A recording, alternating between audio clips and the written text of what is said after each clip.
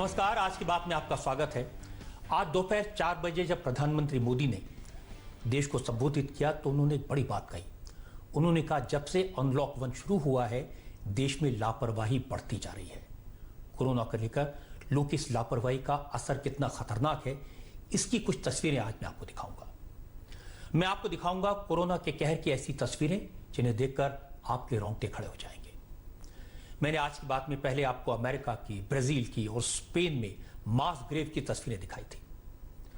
बड़े बड़े मैदानों को कोरोना से मरने वालों का कब्रिस्तान कैसे बना दिया गया था, कैसे एक साथ दर्जनों लाशें दफनाई गई थी।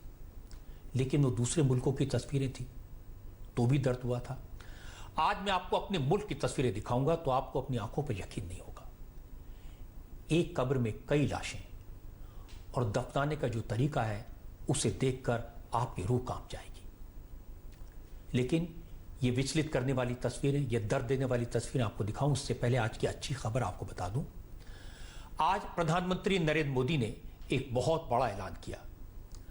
अब देश के 80 करोड़ गरीब लोगों को अगले 5 महीने तक सरकार मुफ्त राशन देगी। उन्हें गेहूं मिलेगा या चावल मिलेगा और साथ में चना मिलेगा।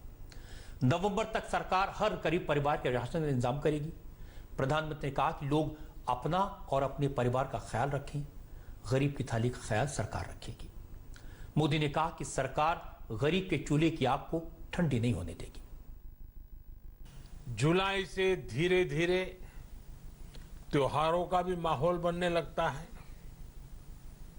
अब आप देखिए, अभी 5 जुलाई को गुरु पूर्णिमा है, फिर सावन शुरू हो रहा है, फिर 15 अगस्त आएगी, रक्षाबंधन आएगा, कृष्ण जन्माष्टमी आएगी, गणेश चतुर्थी आएगी, ओणम होगा और आगे जाएं तो काटी बिहू है, नवरात्रि है, दुर्गा पूजा है, दशहरा है, दीपावली है, छठी मैया की पूजा है। त्योहारों का ये समय जरूरतें भी बढ़ाता है, खर्च भी बढ़ाता है।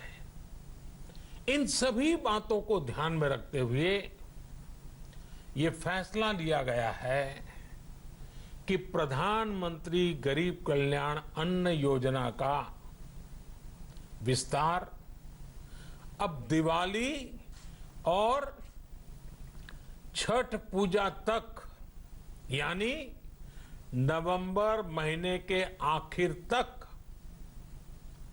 कर दिया जाएगा।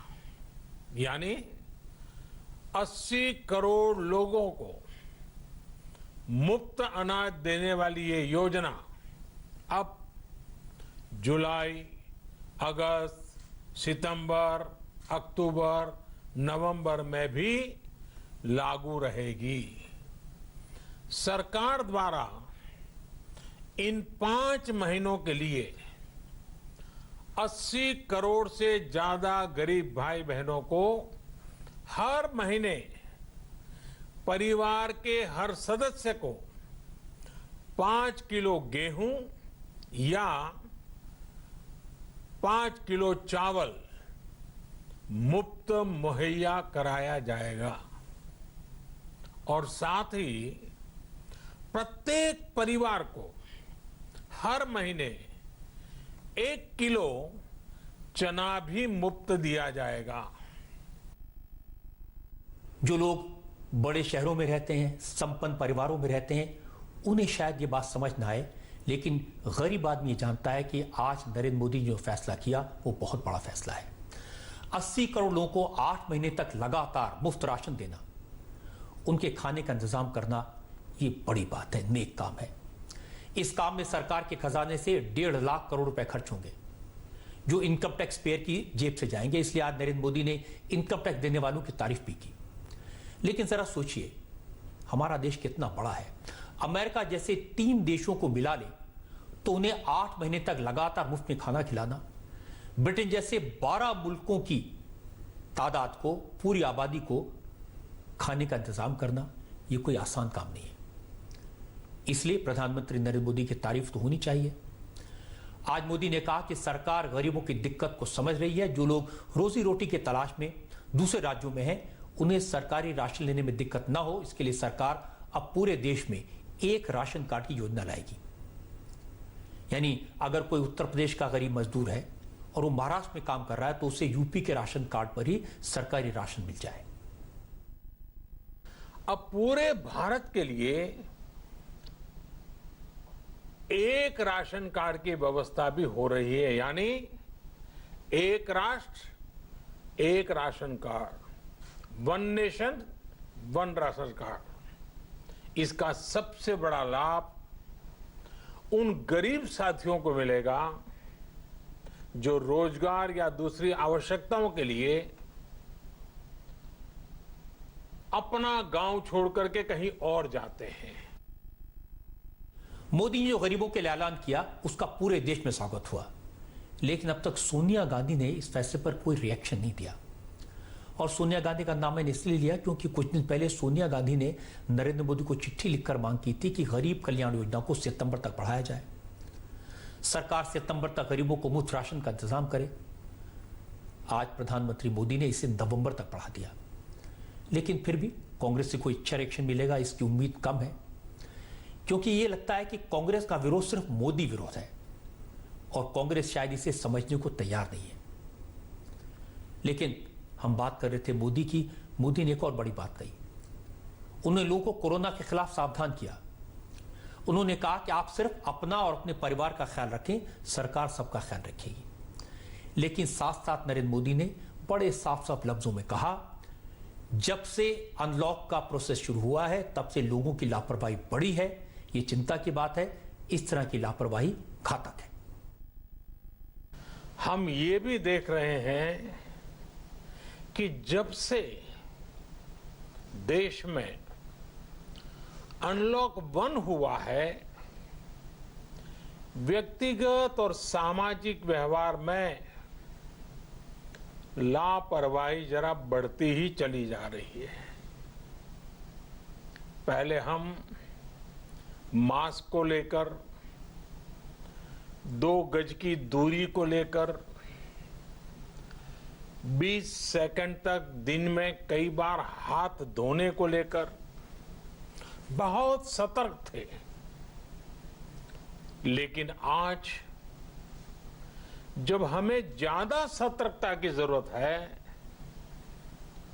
तो लापरवाही बढ़ना बहुत ही चिंता का कारण है। विशेषकर कंटेनमेंट जोन्स, उस पर तो हमें बहुत ध्यान देना होगा। जो भी लोग नियमों का पालन नहीं कर रहे हैं, हमें उन्हें टोकना होगा, रोकना होगा और समझाना भी होगा। भारत में गांव का प्रधान हो या देश का प्रधानमंत्री, कोई भी नियमों से ऊपर नहीं है। प्रधानमंत्री की चिंता जायज है, क्योंकि लापरवाही तो वाकई में हो रही है और इस लापरवाही के नतीजे भी बहुत परेशान करने वाले हैं। बड़ी बात है कि लापरवाही सिर्फ आम लोग नहीं कर रहे, सिस्टम में भी लापरवाही दिख रही है। और ये लापरवाही कितनी खतरनाक, कितनी डरावनी हो सकती है, इसके सबूत मैं आपको दिखाऊंगा। तस्वीरें विचलित करने वाली हैं, आपको परेशान कर सकती हैं, लेकिन हकीकत इतनी कड़वी है, इसे दिखाने के लिए इन तस्वीरों को दिखाना जरूरी है। मैंने आपको शुरू में बताया था कि आज की बात में मैंने आपको कई बार अमेरिकी, स्पेन, ब्राजील और इटली के कब्रिस्तानों का हाल दिखाया था। अब सामूहिक कब्रों की तस्वीरें हमारे देश से आई। आज कर्नाटक के बेल्लारी से एक वीडियो आया जिसमें कोरोना के शिकार हुए लोगों को सरकारी कर्मचारी दफनाते हुए दिखाई दे रहे हैं। लेकिन दफनाने का जो तरीका है, जिस तरह से कई कई लाशों को एक ही गड्ढे में फेंका जा रहा है, उसे देखकर दिल दहल गया।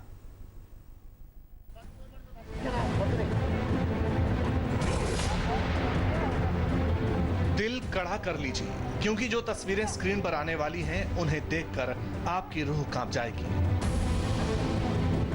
तस्वीरें परेशान करने वाली है। ये तस्वीर सोचने पर मजबूर कर देंगी कि क्या ऐसा भी हो सकता है। पहली बार देखने पर यकीन नहीं होता कि डेड बॉडी के साथ कोई ऐसा सुलूक भी कर सकता है। तस्वीरें विचलित करेंगी, पर दिखाना जरूरी है। वीडियो कर्नाटक के बेल्लारी जिले का है। बेल्लारी शहर के बाहरी इलाके में बेल्लारी बंगलुरु हाईवे के पास पीपीई किट पहने लोग हेल्थ डिपार्टमेंट के कर्मचारी हैं और यहाँ कोरोना से मरने वालों का अंतिम संस्कार हो रहा है।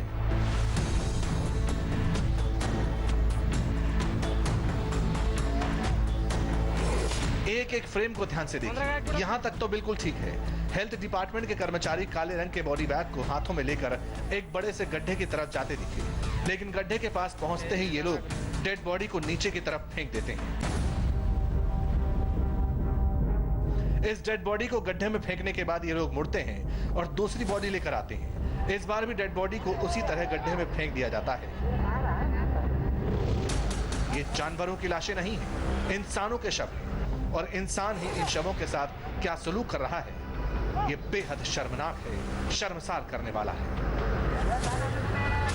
हेल्थ डिपार्टमेंट के कर्मचारियों का दिल पत्थर का है। इन लोगों ने 2 बड़े गड्ढों में एक एक करके 8 डेड बॉडीज को फेंक दिया और फिर उसे मिट्टी से भर दिया। कोरोना के कहर से इंसानियत भी मर गई है। मरने वालों की कई लाशें तो अनक्लेम्ड होती हैं।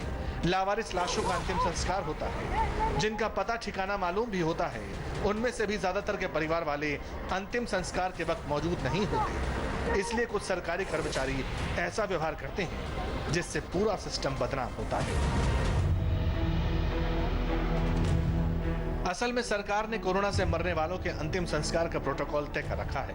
पूरी प्रक्रिया तय है। शव को डिसइंफेक्ट करके सही तरीके से बॉडी पैक में रखना है। हर शव को दफनाने के लिए 10 से 15 फीट का गड्ढा खोदने को कहा गया है। हर शव को पूरे सम्मान के साथ रस्सियों के सहारे नीचे उतारना है और फिर गड्ढे को मिट्टी से भरना है।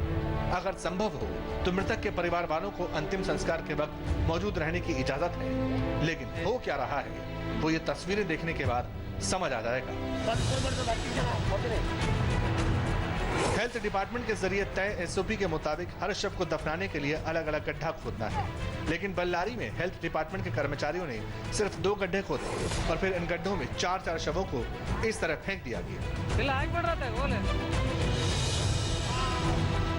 लाशों को फेंककर शवों को दफनाने की जिम्मेदारी पूरी कर दी। हैरानी की बात तो यह है कि इन कर्मचारियों ने यह काम चोरी छिपे नहीं किया, खुलेआम किया, वीडियो भी बनवाया। कर्मचारियों को मालूम था कि वीडियो बन रहा है। इसका मतलब ये कि उन्हें यह लगा ही नहीं कि वो कुछ गलत कर रहे हैं। उनके लिए तो ये आम बात है। जब वीडियो सामने आया, इसकी चर्चा हुई तो प्रशासन को जवाब देना मुश्किल हो गया।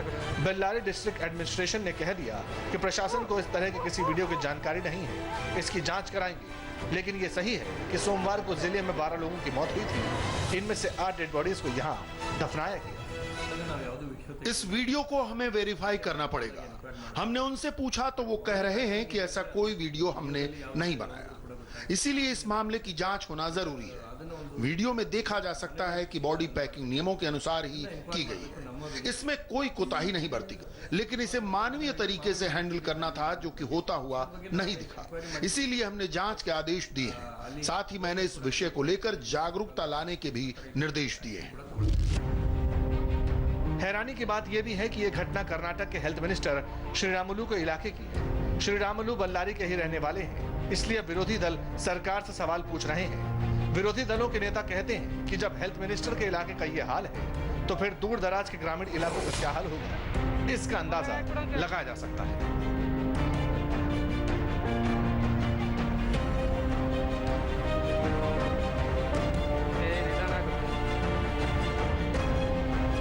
अफसर सफाई देंगे, मजबूरियां बताएंगे, कुछ लोगों पर एक्शन भी लिया जाएगा, लेकिन ये तस्वीरें परेशान करने वाली हैं और ये रात की नींद डिस्टर्ब करेंगी। ये तस्वीरें सिस्टम की खामियों को उजागर करेंगी। कोरोना तो ठीक हो सकता है, कुछ महीने बाद शायद वैक्सीन आ जाए, इसका परमानेंट इलाज हो जाए, लेकिन अगर इंसानियत मर गई तो उसे कौन जिंदा रखेगा? इसलिए जरूरी है सिस्टम को सुधारा जाए, इंसानियत को, संवेदना को जिंदा किया जाए। लेकिन परेशानी सिर्फ सिस्टम में नहीं है, लापरवाही तो आम लोग भी कर रहे हैं। मैं हर चीज का एक एक उदाहरण आज आपको दे रहा हूं। पटना का केस आपको बताता हूं, आप चौंक जाएंगे, हैरान हो जाएंगे। एक लड़के की शादी थी, वो बीमार था, लेकिन परिवार वालों ने इस बात को छुपाया। बीमार लड़के की शादी कर दी। 2 दिन बाद दूल्हे की मौत हो गई, दुल्हन विधवा हो गई और शादी में शामिल होने वाले 110 बाराती और हलवाई सब अब तक कोरोना पॉजिटिव हो चुके हैं और जिनकी रिपोर्ट आनी बाकी है वो दिन रात टेंशन में है।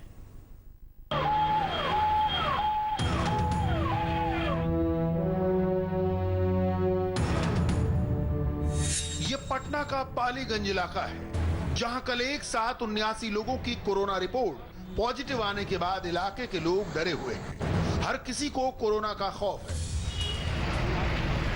पालीगंज में 15 दिन पहले एक लड़के की शादी हुई। शादी में शामिल होने वाले 110 लोग कोरोना पॉजिटिव हो चुके हैं। अभी ये चेन पूरी नहीं हुई क्योंकि शादी में 400 लोग शामिल हुए।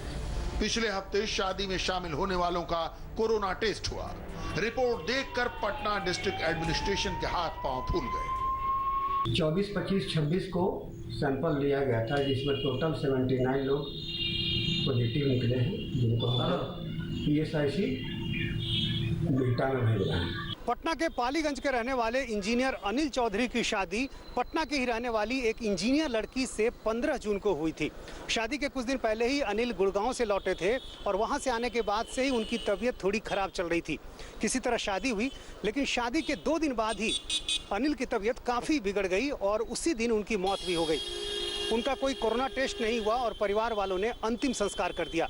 लेकिन शादी में शामिल हुए बारातियों में जब लक्षण दिखने लगे, उनकी जांच की गई तो एक के बाद एक कई बाराती संक्रमित मिलने लगे। अलग अलग चरणों में जांच हुई और इस शादी से जुड़े 110 लोग अब तक संक्रमित मिल चुके हैं। पहले शादी में शामिल हुए 9 लोग कोरोना पॉजिटिव पाए गए। 22 जून को 15 और लोगों की रिपोर्ट पॉजिटिव आई।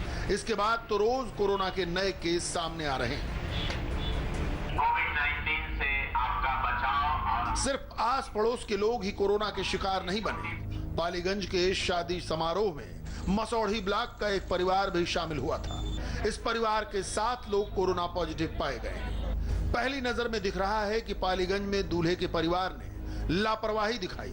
दूल्हे की तबीयत पहले से खराब थी, लेकिन घर पर शादी के कार्यक्रम होते रहे। शादी में बड़ी संख्या में लोग शामिल हुए। 2-3 दिन भीड़ भाड़ रही, भोज हुआ, नाच गाना हुआ। अब जब कोरोना के एक के बाद एक केस सामने आ रहे हैं तो लोग काफी डरे हुए हैं। यहाँ बगल में शादी था तो जांच कराया गया और भी बहुत लोग हैं जिनका जांच कराना बाकी है और सब लोग डरे हुए हैं। पता नहीं था कि कोरोना का, उनको तबीयत तिलक से खराब था सर। शादी हुआ, तिलक पड़ा है, तुरंत उन्हें जा रहे हॉस्पिटल से आकर ब्याह शादी करा रहे। हम सब कहाँ जानेंगे, हम सब गए अपना कि मैं बोलाता हुआ, हम सब खाने पीने गए वहाँ पर। खाने पीने के बाद में फिर हॉस्पिटल गए, वहाँ से फिर आए। अब हम सब ये सब में डर में बने हुए। लोकल एडमिनिस्ट्रेशन और डॉक्टर्स का कहना है कि पालीगंज में कोरोना के अनकंट्रोल होने के पीछे सिर्फ एक वजह रही, वो है लोगों की लापरवाही। पालीगंज में लोगों ने सोशल डिस्टेंसिंग को फॉलो नहीं किया। लोग इस बात को समझ नहीं रहे हैं कि स्थिति उतनी सहज नहीं है जितना समझा जा रहा है। यह समझना चाहिए कि हमें भीड़ में अधिक से अधिक दूरी बना करके और जल्दी से जल्दी काम करके निकल जाना चाहिए। बाजार में घंटों लोग घूम रहे हैं, बगैर मास्क के घूम रहे हैं और ख़रीदारी कर रहे हैं, झुंड में जा रहे हैं। यह बिल्कुल ही नासमझी का परिचायक है।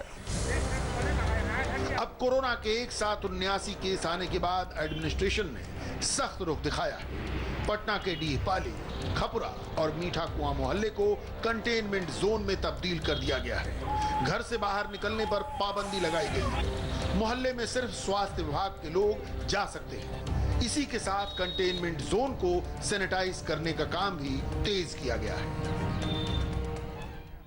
एक परिवार की लापरवाही के कारण कितने लोगों की जिंदगी बर्बाद हुई, कितने लोगों को दिक्कत हुई। उस लड़की का क्या कसूर था जो शादी के दूसरे दिन विधवा हो गई। दूल्हे के परिवार वालों ने अगर लड़के की शादी करने के बजाय उसका इलाज कराया होता, सावधानी बरती होती, तो शायद वो बच सकता था।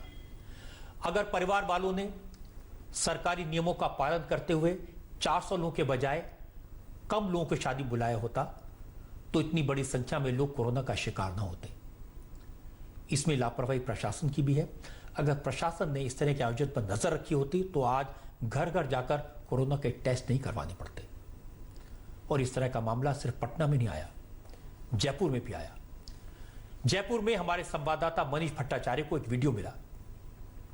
इसमें कोरोना पॉजिटिव एक शख्स कह रहा है कि हॉस्पिटल में उसे न दवा मिल रही है न इलाज, इसलिए वो आत्महत्या करने पर मजबूर हो गया है। इसके बारे में पता किया तो मालूम हुआ इस शख्स की तो मौत हो चुकी है। अब तक ये नहीं पता चला कि इसने आत्महत्या की या वो कोरोना का शिकार हुआ। परिवार वालों को खबर नहीं मिली क्योंकि हॉस्पिटल में इस व्यक्ति का जो पता दर्ज था वो गलत था। कोई इलाज नहीं होता, यहाँ तो सीधे लाके पड़ देते हैं, तो इसलिए मैं आत्महत्या कर रहा हूँ। मैं बहुत दुखी हूँ। 14 सेकंड का ये वीडियो नवरत्न के परिवार वालों को जिंदगी भर दर्द देगा। हॉस्पिटल के बेड पर लेटे नवरत्न का यह आखिरी मैसेज है। जयपुर के ब्रह्मपुरी इलाके में रहने वाले नवरत्न को कोरोना हुआ था। उन्होंने खुद प्राइवेट लैब से अपना कोरोना टेस्ट करवाया। कोरोना रिपोर्ट पॉजिटिव आने के बाद वो खुद ही जयपुर के सरकारी अस्पताल Rajasthan university of health sciences में भर्ती हुए, लेकिन अस्पताल पहुंचने के बाद उनकी हालत ठीक होने की बजाय बिगड़ गई। वीडियो में कई बातें सुनकर अंदाजा लगाना मुश्किल नहीं है कि सरकारी अस्पताल में नवरत्न को क्या क्या झेलना पड़ा होगा। हॉस्पिटल के बेड पर पड़ा बीमार शख्स खुद कह रहा है कि इस अस्पताल में बदइंतजामी और लापरवाही का आलम है।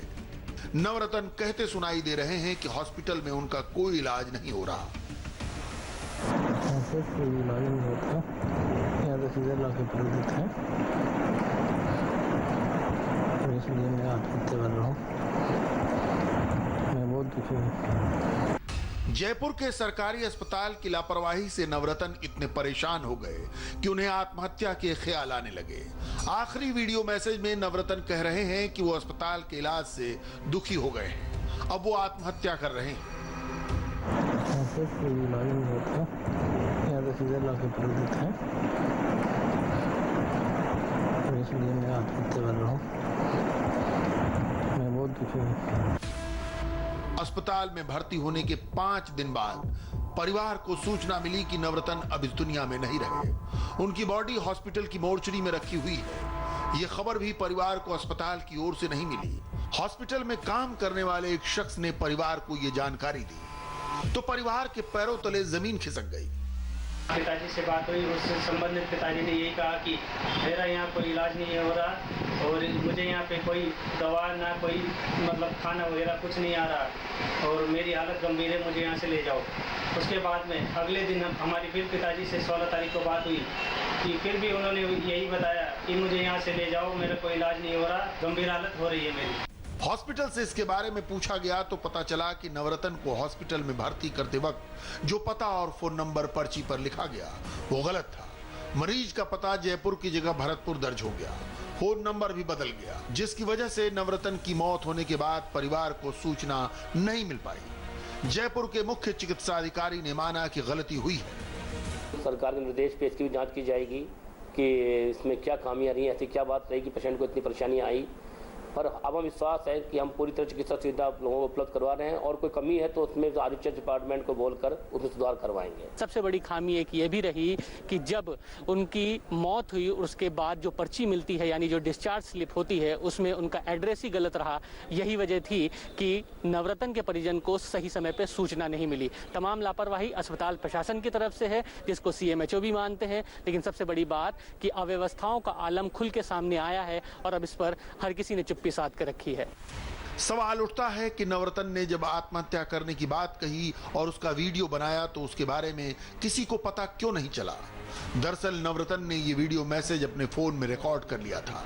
जब परिवार नवरत्न की डेड बॉडी लेने हॉस्पिटल गया तब अस्पताल प्रशासन ने परिवार को नवरत्न का मोबाइल फोन सौंपा। परिवार ने फोन खोल कर देखा तो उन्हें ये वीडियो मैसेज मिला। सरकारी अधिकारी कह रहे हैं कि नवरत्न की मौत कोरोना से हुई, लेकिन मरने से पहले नवरत्न के साथ क्या हुआ, उनके इलाज में कितनी लापरवाही बरती गई, उनका ये वीडियो मैसेज पूरी कहानी बता रहा है। जरा सोचिए, सिस्टम की गलती से कोरोना के मरीज का पता गलत दर्ज हो गया। परिवार वालों को 5 दिन बाद उसकी मौत का पता चला। कितनी तकलीफ की बात है। ये किसी के साथ नहीं होना चाहिए, कभी नहीं होना चाहिए। मैं बार बार कहता हूं कि कोरोना वायरस ऐसा ही है, न अमीर देखता है, न गरीब देखता है, न आम आदमी देखता है, न खास देखता है। और जब कोई कोरोना का शिकार हो जाता है तो पूरे परिवार पर मुसीबतों का पहाड़ टूटता है। आज इमोशनल कर देने वाली एक ऐसी तस्वीर चेन्नई से आई। इस तस्वीर को देखकर आंखों में आंसू आ गए। एक कोरोना वॉरियर कोरोना का शिकार हुआ, उसका शव हॉस्पिटल से बाहर लाया जा रहा था। परिवार का हाल देखकर कलेजा फट गया। चेन्नई के पुलिस इंस्पेक्टर एस बालामुरली को कोरोना हुआ था। उसका इलाज पहले Rajiv Gandhi government general hospital में हुआ, थोड़ा रिकवर हुए तो फिर आईआईटी मद्रास कैंपस में क्वारंटीन हुए। लेकिन अचानक तबीयत बिगड़ी तो फिर हॉस्पिटल पहुंचे, लेकिन इस बार उन्हें बचाया नहीं जा सका। अस्पताल से जैसे इंस्पेक्टर की डेड बॉडी निकली, परिवार वाले फूट फूट कर रोने लगे। क्योंकि कोरोना वायरस हुई मौत के बाद डेड बॉडी को डिस्पोज करने का प्रोटोकॉल है। बॉडी को परिवार वाले छू नहीं सकते, दूर से ही देख सकते हैं। और कब्रिस्तान हो या शमशान घाट, सिर्फ 2 लोग अलाउड हैं। इसलिए जब अस्पताल से शव एम्बुलेंस की तरफ आया तो परिवार वालों ने होश खो दिया। हालांकि आसपास मौजूद लोगों ने उन्हें किसी तरह संभाला। इंस्पेक्टर बालामुरली के दोनों बच्चे वहीं मौजूद थे। दोनों बच्चों का हाल देखकर डॉक्टर्स भी रोने लगे। मैं आपको बता दूं, आज तमिलनाडु में कोरोना के करीब 4000 नए मामले सामने आए।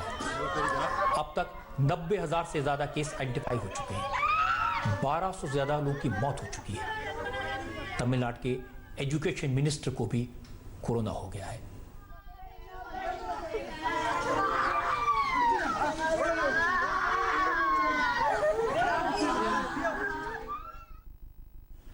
देश में कोरोना के मरीजों का ग्राफ तेजी से बढ़ रहा है। कोरोना के करीब 6.25 लाख केसेस सामने आ चुके हैं। कोरोना से मौत का आंकड़ा भी 17,000 को पार कर गया है। पिछले 24 घंटे में 18,522 केसेस सामने आए। अच्छी बात है कि देश में कोरोना के 3,35,000 लोग ठीक भी हो चुके हैं। लेकिन चिंता की बात है कि जिस रफ्तार से लोग ठीक हो रहे हैं, उसी रफ्तार से नए केसेस भी लगातार बढ़ रहे हैं। और यह सिलसिला अनलॉक की प्रक्रिया शुरू होने के बाद तेजी से बढ़ा है। और इसकी एक ही वजह है, लापरवाही। इसीलिए आज प्रधानमंत्री मोदी ने कहा कि लापरवाही बढ़ रही है, इसलिए कोरोना भी बढ़ रहा है। सावधान रहिए, वरना सारी मेहनत बर्बाद हो जाएगी। सिस्टम की लापरवाही सरकार को दूर करनी है, लेकिन अपना ख्याल आपको खुद रखना है। मैं एक बार आपसे फिर अपील करूंगा कि डरिए मत, घबराने की जरूरत नहीं, लेकिन यह समझ लीजिए कि खतरा खत्म नहीं हुआ है। जरूरी काम से ही घर से निकलिए, लेकिन सावधानी बरतिए, मास्क पहनिए, ग्लव्स पहनकर घर से निकलिए, दिन में कई बार साबुन से हाथ धोइए और सबसे जरूरी बात 2 गज की दूरी का ख्याल रखिए। अगर थोड़ी सी चूक हुई तो मुसीबत में पड़ जाएंगे, क्योंकि ये चाइनीज वायरस कहीं भी पहुंच सकता है। चाइनीज वायरस ने पूरी दुनिया को परेशान किया हुआ है। हमारी तो सरहद पर भी चीनी बैठे हैं। अब हमारी फौज उनका इलाज कर रही है। आज बॉर्डर पर चीन के साथ कोर कमांडर लेवल की बातचीत में क्या हुआ, चीन ने कौन सी नई चाल चली, इसकी डिटेल्स सिर्फ 25 सेकंड के स्पॉन्सर मैसेज के बाद। इस वक्त चीन के साथ सरहद पर टेंशन है। आज चीन के साथ सरहद पर तीसरी कोर कमांडर लेवल की मीटिंग हुई। हमारे संवाददाता मनीष प्रसाद ने बताया कि चाइनीज फौज किसी भी तरह प्रेशर बनाकर अप्रैल की सिचुएशन पर वापस लौटने से बचना चाहती है। लेकिन आज की मीटिंग में हमारे अफसरों ने साफ साफ कह दिया कि बातचीत तब तक आगे नहीं बढ़ सकती जब तक चीन के सैनिक फिंगर 8 से पीछे नहीं चले जाते। पता ही चला कि चीन चाहता है कि भारत की फौज भी थोड़ा पीछे हटे, लेकिन हमारी फौज ने साफ साफ कह दिया कि हिंदुस्तान के सैनिक अपनी हद में हैं, जहां पहले थे वहीं हैं। चीन ने उस इलाके में घुसपैठ की थी जहां न चीन का कब्जा है न भारत का। सिर्फ पेट्रोलिंग का हक दोनों देशों को है, इसलिए चीन को यह इलाका खाली करना होगा, वरना भारत हर तरह से जवाब देने को तैयार है।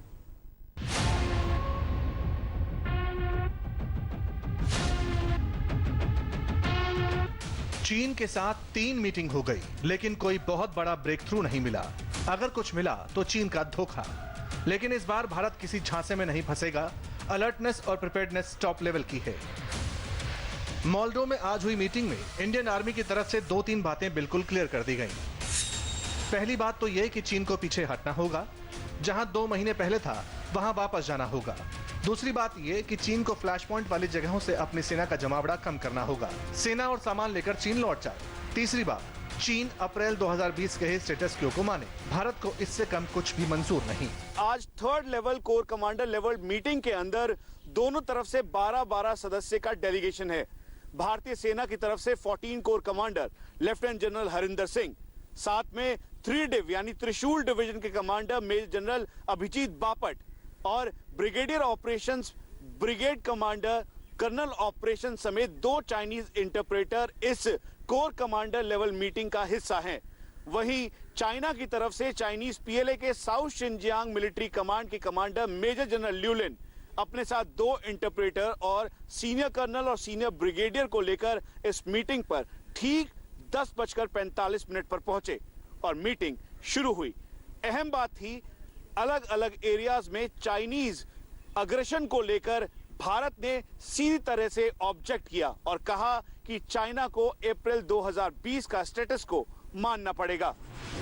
इस मीटिंग में आज पैंगोंग पॉइंट को लेकर दोबारा टॉक्स रिज्यूम हुई, लेकिन चीन ने भारत के सामने अजीबोगरीब प्रपोजल रखा।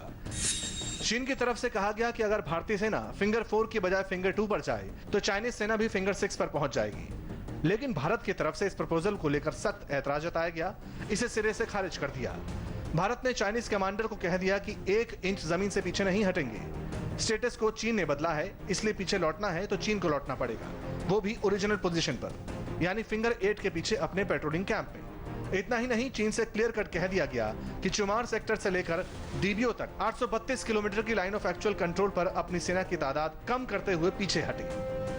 चाइनीज पीएलए ने फिंगर 8 की अपनी एक्चुअल पोजीशन से आगे आकर फिंगर 5 पर अपना डेरा जमा लिया है और यहीं पर चांग चेनमो के स्पर पर यानी फिंगर 5 से आगे होते हुए ठीक इन्हीं चोटियों के ऊपर 4 बंकर और 6 टेंट लगाकर कुल मिला के 1500 की संख्या में फिंगर 8 से लेकर फिंगर 5 तक की लोकेशन पे चाइनीज पीएलए के जवान अपने infantry combat vehicle, artillery guns, armoured tanks के साथ तैनात है। वो बुलडोजर लेकर भी आए और इसीलिए उन्होंने मेटालिक रोड बनाया।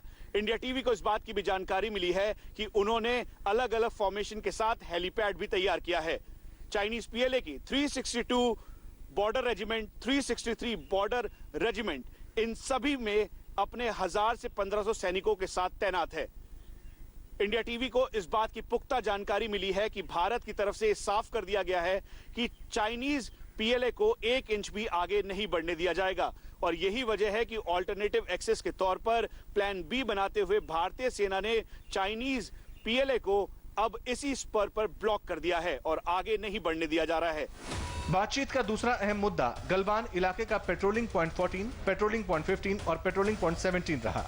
यहाँ पर चीनी सैनिकों की संख्या 2 से 3000 तक है। दोनों कोर कमांडर के बीच बातचीत के बाद भी यहाँ पर सैनिकों की संख्या कम नहीं हुई। हालांकि कुछ गाड़ियां जरूर वापस गई थीं, लेकिन सेना कम नहीं हुई, बल्कि गलवान इलाके के साथ साथ अब डेप्सांग के बोटलनेक में चीनी सैनिकों ने अपनी संख्या बढ़ा दी है। अपने लड़ाकू विमानों की तैनाती भी कर रखी है।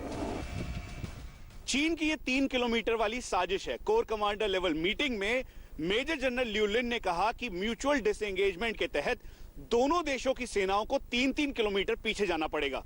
इसका मतलब बिल्कुल साफ था कि चीन इसे स्टेटस को बदलना चाहता था। चाइनीज कंट्रोल लाइन को पार करते हुए लाइन ऑफ एक्चुअल कंट्रोल को भी क्रॉस करते हुए भारतीय भूमि पर कब्जा करने की मंशा के साथ आया था, क्योंकि इस समय जिस पोजीशन पे वो बैठा है उससे 3 किलोमीटर अगर चीन पीछे जाता है तो चीन को कोई भी इस पे दिक्कत नहीं होगी, क्योंकि चीन हर जगह आगे की तरफ आया है और यहां पर स्टेटस को बदलने की कोशिश कर रहा था। लेकिन भारतीय सेना अगर 3 किलोमीटर पीछे जाती है तो पूरा का पूरा लाइन ऑफ एक्चुअल कंट्रोल और साथ में स्टेटस को बदल जाएगा। गलवान के इलाके में चाइनीज पीएलए के कोर कमांडर ने इस बात को कहा कि वो अभी भी चाइनीज कंट्रोल लाइन से 800 मीटर पीछे हैं और जो एक्चुअल पोजीशन से करीबन 150 मीटर ही आगे की तरफ गए हैं और अगर यहां पर भी पेट्रोलिंग पॉइंट 14 पर वो 3-3 किलोमीटर पीछे जाते हैं तो पूरा स्टेटस को बदल जाएगा। भारतीय सेना पेट्रोलिंग पॉइंट 14 तक बिल्कुल भी नहीं आ पाएगी और वो पीछे की तरफ जाएगी और यही वजह है कि भारतीय सेना के कोर कमांडर ने इसको भी साफ तौर पे मना कर दिया। चीन सबसे ज्यादा दबाव पैंगोंग सो, डेप्सांग, डीबीओ, गलवान, चुमार, ट्रिगहाइट, गोगरा पर बना रहा है, लेकिन भारतीय सेना ने पूरे लाइन ऑफ एक्चुअल कंट्रोल पर किलाबंदी कर दी। भारतीय सेना के करीबन 45,000 जवान पूरे दस्ते के साथ मौजूद हैं। इसलिए अब चीन को तय करना है कि बातचीत के जरिए विवाद खत्म करना चाहता है या फिर दो हाथ करके। जैसा हमारे डिफेंस एडिटर मनीष ने बताया, आज की बातचीत का मेन फोकस पैंगोंग त्सो में टकराव को लेकर था। चीन की पोजीशन फिंगर 5 से 350 मीटर आगे पहाड़ के ठीक ऊपर है, लेकिन चीन खुद आगे आकर कह रहा है कि चलो अब दोनों देश पीछे जाते हैं। भारत 3 किलोमीटर पीछे हटे, हम भी पीछे चले जाएंगे। अब ऐसा कैसे हो सकता है? चीन अगर 3 किलोमीटर पीछे जाएगा तो भी वो नई टेरिटरी ऑक्यूपाई करेगा, और अगर इंडिया पीछे जाएगा, हमारी फोर्स पैंगोंग 5 से पीछे जाएगी, तो इसका मतलब होगा हमें अपने इलाके पर दावा छोड़ना होगा। हम फिंगर 4 की बजाय फिंगर 2 पर जाना चाहेंगे, और अगर चीन फिंगर 8 से फिंगर 6 पर पहुंच जाएगा, सबसे बड़ी बात, इस वास्तविक नियंत्रण रेखा लाइन ऑफ एक्चुअल कंट्रोल जिसे कहते हैं, इसका पूरा स्टेटस को ही बदल जाएगा। चीन तो चाहता है कि डिसएंगेजमेंट और डी एस्केलेशन के नाम पर उसकी ये साजिश कामयाब हो जाए, लेकिन हमारे जनरल ने 2 टूक कह दिया, किसी भी कीमत पर यह नहीं होगा। हमारी फौज पीछे नहीं जाएगी। अगर किसी को पीछे लौटना है तो चीन को लौटना है, वरना चीन जिस भाषा में समझेगा उसी भाषा में समझाया जाएगा। सरहद पर चीन हमारी फौज जवाब दे रही है। इधर हमारी सरकार ने चाइनीज ऐप्स पर पाबंदी लगाकर एक सख्त मैसेज दिया है।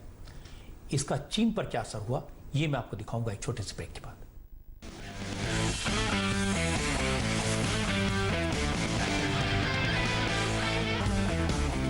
इस वक्त की बड़ी खबर यह कि चाइनीज ऐप पर नरेंद्र मोदी की डिजिटल स्ट्राइक से चीन को दर्द तो जबरदस्त हुआ है।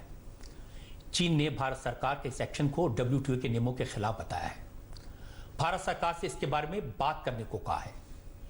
चीन का रिएक्शन मैं आपको दिखाऊंगा, लेकिन पहले बता दूं कि सरकार के इस फैसले को देश भर में जबरदस्त सपोर्ट मिला है। जो टिकटॉक स्टार थे, जिनके फॉलोअर्स की संख्या टिकटॉक पर करोड़ों में थी, उन लोगों ने एक झटके में इस ऐप से पीछा छुड़ा लिया, देश के साथ खड़े हो गए।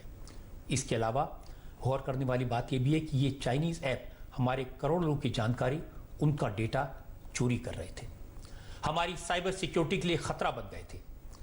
पार्लियामेंट्री कमेटी ने चाइनीज ऐप पर पाबंदी लगाने की सिफारिश की थी।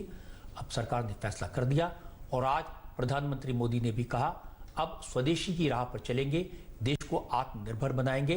अब वोकल फॉर लोकल का अभियान चलेगा।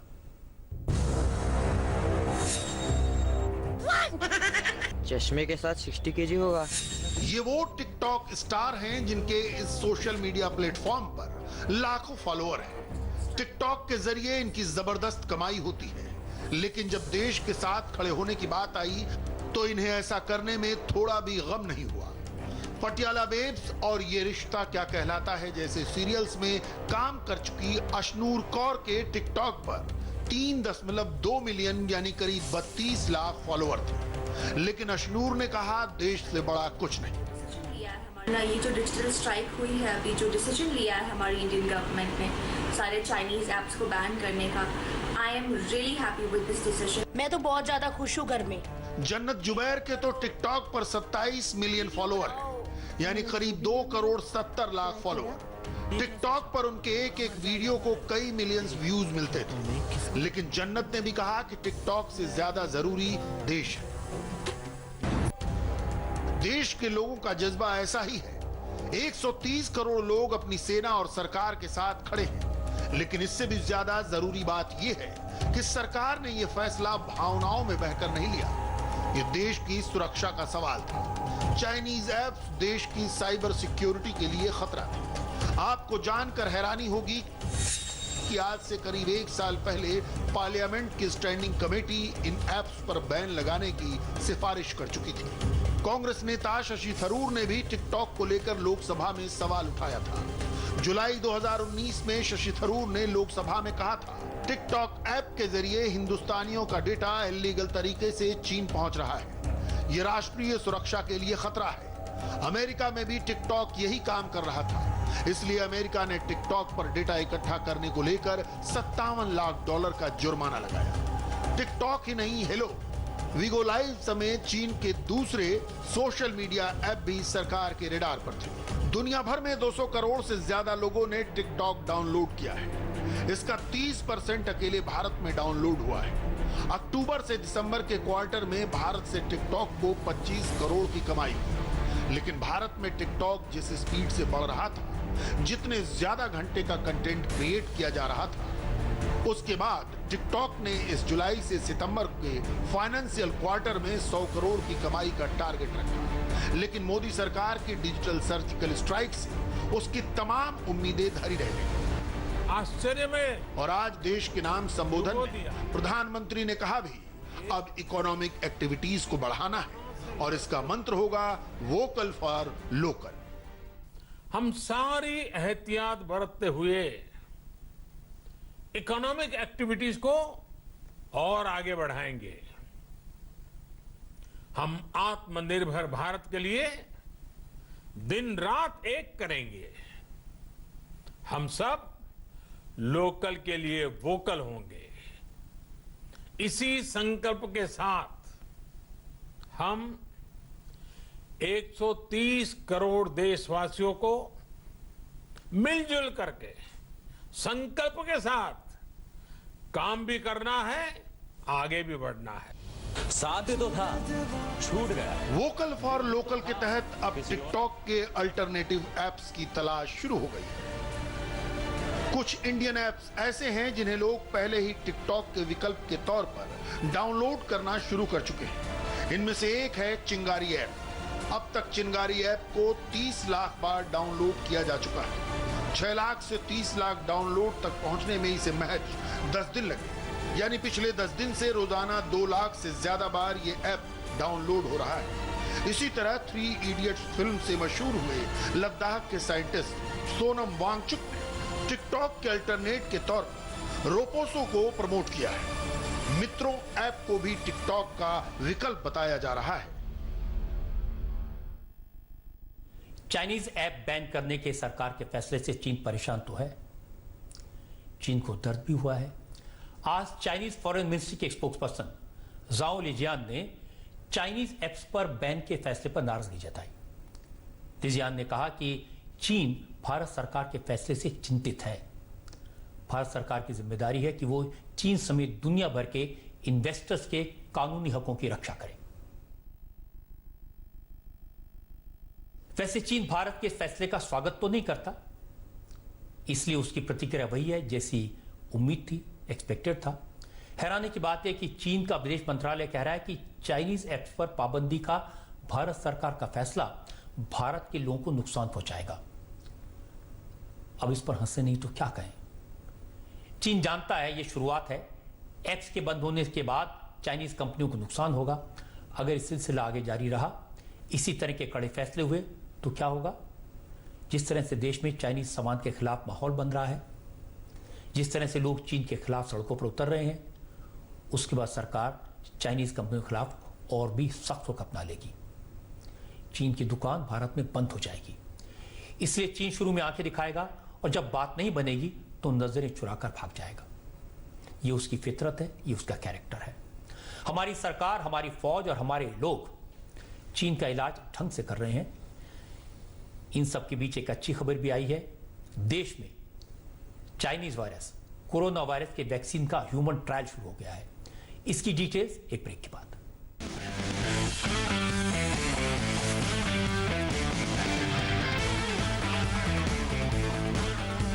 आज वो खबर आई जिसका इंतजार सिर्फ हमारा देश नहीं, पूरी दुनिया में हो रहा है।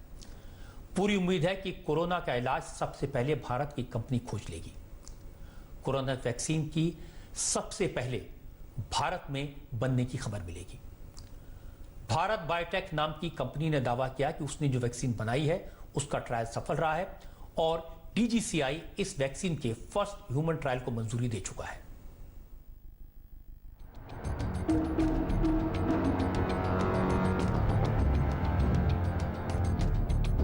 कोवैक्सीन को डेवलप कर रही कंपनी भारत बायोटेक का दावा है कि इसकी प्री क्लिनिकल ट्रायल के नतीजे पॉजिटिव रहे हैं। DGCI यानी drug controller general of India ने कोवैक्सीन को फर्स्ट एंड सेकंड स्टेज के ह्यूमन ट्रायल की मंजूरी दे दी है। ये ट्रायल कल से शुरू होना है। भारत बायोटेक ने इस वैक्सीन को Indian council of medical research और नेशनल इंस्टीट्यूट ऑफ वायरोलॉजी के साथ मिलकर बनाया है। चूंकि इस दवा को ICMR और NID के सहयोग से बनाया जा रहा है, इसलिए कंपनी को ह्यूमन ट्रायल के लिए मंजूरी देने के प्रोसेस को फास्ट किया गया। सरकारी एजेंसियों ने भी माना है कि भारत बायोटेक की दवा कोवैक्सीन के शुरुआती नतीजे उत्साहजनक रहे हैं। We are proud to announce Covaxin. हमें ये बताते हुए काफी गर्व हो रहा है कि भारत बायोटेक ने ICMR और पुणे के नेशनल इंस्टीट्यूट ऑफ वायरोलॉजी के साथ मिलकर कोवैक्सीन डेवलप किया है। मुझे ये बताते हुए खुशी हो रही है कि वैक्सीन को भारत बायोटेक ने तैयार किया है। अब हम भारत में इसका क्लिनिकल ट्रायल करने जा रहे हैं। NIV Pune and manufactured at Bharat Biotech and going to be conducted clinical trial in India. आज ही प्रधानमंत्री नरेंद्र मोदी ने कोरोना के वैक्सीन पर एक हाई लेवल मीटिंग की। इस मीटिंग में प्रधानमंत्री ने अधिकारियों से कहा कि भारत की बड़ी आबादी को देखते हुए वैक्सीनेशन प्रोग्राम को प्रायोरिटाइज करना होगा। उन्होंने कहा कि पहले स्टेज में उन लोगों का वैक्सीनेशन किया जाना चाहिए जो कोरोना के खिलाफ जंग में फ्रंट लाइन पर हैं, जैसे doctors, nurse, health care workers और दूसरे नॉन मेडिकल कोरोना वॉरियर्स। दूसरे स्टेज में वैक्सीन उन सभी लोगों को प्रोवाइड करवानी होगी जिसे इसकी जरूरत है। थर्ड स्टेज में यह सुनिश्चित करना होगा कि वैक्सीन सबको मिले और अफोर्डेबल दाम में मिले।